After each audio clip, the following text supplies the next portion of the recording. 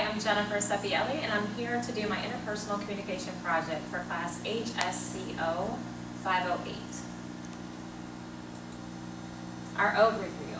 What we'll be going over in the slideshow is what is communication, identifying an overarching goal in my life and enlarging the conversation, description on how my background and behavioral blend influences my communication, defining potential barriers in my interpersonal context, identifying and providing solutions to noise pollution, both internal and external, and lastly, my action plan.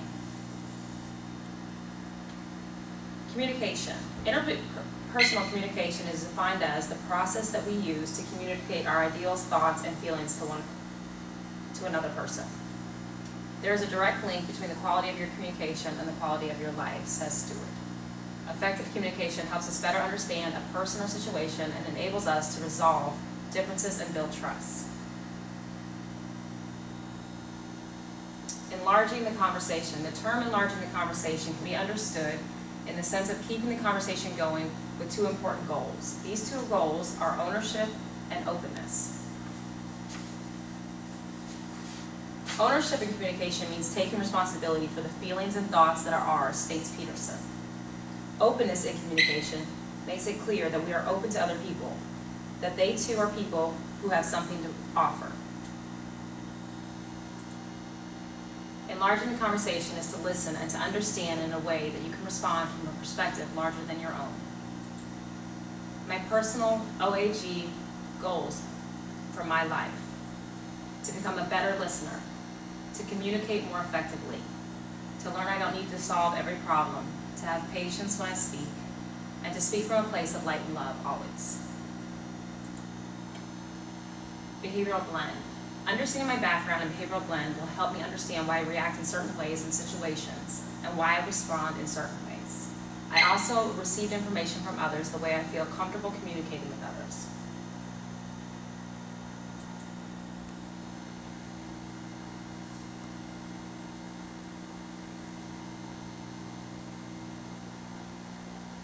My background. I'm Italian, a female, youngest of three, I have no children.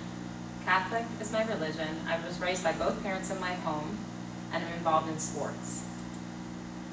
Pros of my background. Strong family values. I always felt heard as a child by both my mother and father. Educated. I have my bachelor's degree and pursuing my master's now in life coaching. I always had family support. We always had open lines of communication, and in being involved in sports, always was a team player. Cons of my background. Being an Italian family, they're a very sarcastic family. This at times can cause miscommunication, having bad relationships with men at times, too outspoken, too opinionated, and fear of judgment. The four temperaments are abbreviated by four letters, DICS. They are used to describe our unique personalities. While taking this test, I discovered my blend was DI personality type. I enjoy open conversations and detailed discussions.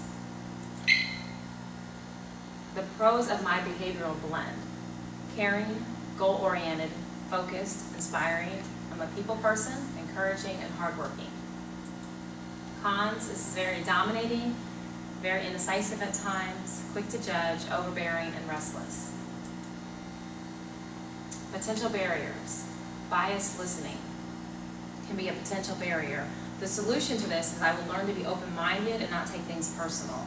Another solution is I will consider level 1 listening and be empathetic. Another potential barrier is flat brain syndrome.